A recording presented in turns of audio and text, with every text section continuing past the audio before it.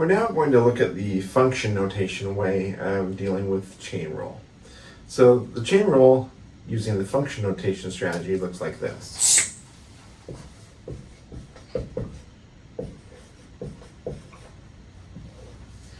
If h of x is equal to f of g of x, so we have this composition of functions, then h prime of x is equal to f prime of g of x times g prime of x.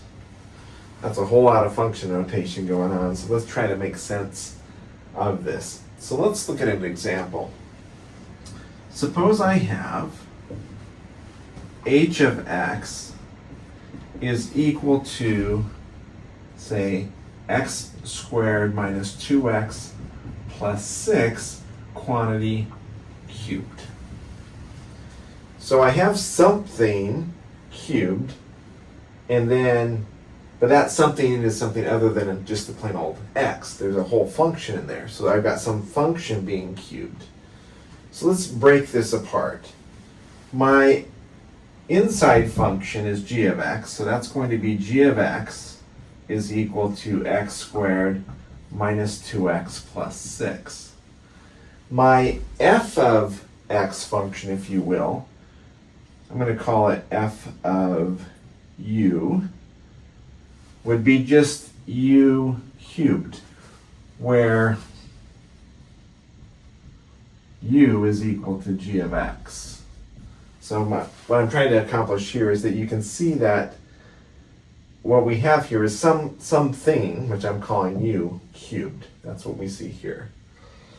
So let's go ahead and find what f prime of u would be if I had it in the terms of variable u. That would be just plain old 3u squared using the power rule. Let's come up here and figure out g prime of x equals, well, derivative of x squared is 2x. Derivative of negative 2x is negative 2, and the derivative of 6, of course, is 0. So now let's put together the pieces up here. We've got then that h prime of x is equal to f prime. Here's my f prime. But where I have a u, I'm going to replace that with g of x. Well, here's what g of x was. So it'll be 3 times u, but u is the same as g of x. So there's the x squared minus 2x plus 6 quantity. We needed 3u squared, 3u squared. So that's the f prime of g of x, and the g prime of x was right here, 2x minus 2. So in practical ways, you can think of it like this. Bring the 3 down in front, power rule, there it is. Leave the inside alone, we did. Drop the exponent by 1, power rule, and then multiply it by the derivative of what's inside, which is what we see right here. Now, certainly breaking it up like this can be helpful in figuring out the pieces. As you become more skilled in this, you can typically go right from here to this solution. Let's do one more example. Suppose I have h of x equals 2 to the 5x squared plus 1. Now this one's a little more tricky, but we can think it through anyway. So we've got some function here, well, it's an exponential function, right? But up in the exponent, rather than just the plain variable, we have a function up there. So let's label our pieces again. The inside function is going to be our g. So in this case, I have g of x is that function up there in the exponent, which is 5x squared plus 1. Now I can calculate g prime of x just like I did before. G prime of x is going to be 10x. Constant multiple rule and then power rule. 1 goes away, constant rule. So the derivative of g is 10x. Now, what is my f of u function? So this is really 2 to the u, where u is equal to this 5x squared plus 1. So I know f prime of u is just going to be the natural log of 2 times 2 to the u, right? Just the derivative of the exponential function. But u, we want f prime of g of x, so f prime of g of x, I'm just going to replace that u with whatever g of x was, which is this. So it's going to be the natural log of 2 times 2 to the u, which was 5x squared plus 1.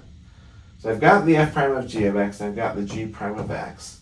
So this derivative here, h prime, is f prime of g of x, which is this natural log of 2, times 2 to the 5x squared plus 1, times the g prime of x, which in this case was 10x. So there it is. So again, you could go straight from here, natural log of 2 times 2 to the, leave the exponent alone, then times the derivative of the exponent. So these are the two most standard sort of types of problems we're going to see here for the alternate form of the chain rule. I'll go ahead and work one more that'll kind of combine these ideas. What if I have h of x is equal to e to the 2x plus x squared, the negative 3. Okay. Inside function is going to be our g of x. So g of x is going to be that e to the 2x plus x squared.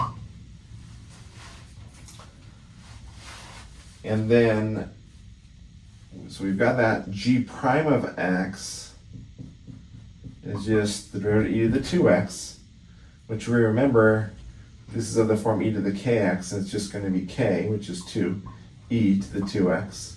Derivative of x squared, of course, is 2x by the power rule. The h of u function would be just, this is u, the inside thing is u to the negative 3. I know that h prime of u is just going to be negative 3 u to the negative 4 by the power rule. So we know this, again, on this one where u is equal to that g of x. We just make that note here. So I have this. So let's go ahead and put in my pieces. I noticed here I called this h. I really should have called this f. Let me fix that right now. I'm assuming a little bit off. There's f of u and then f prime of u. All right. So I want f prime of g though. So if I want f prime of g of x, I'm going to have to plug in what g of x is in for u. Again, g of x was this. So it's e to the 2x plus x squared.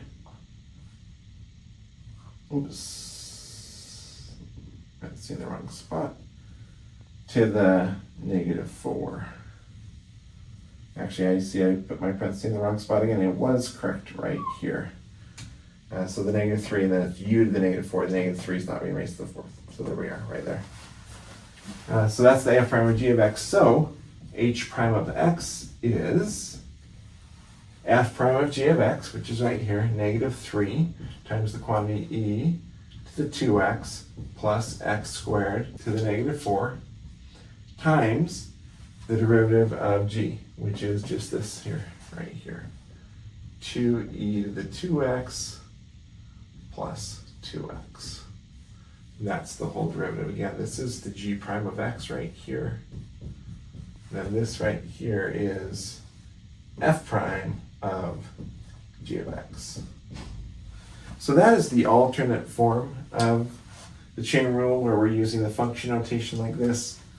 And it is the version we'll often use when we're just dealing with equations like this. when we're not working with those real world contexts, we'll commonly use this strategy.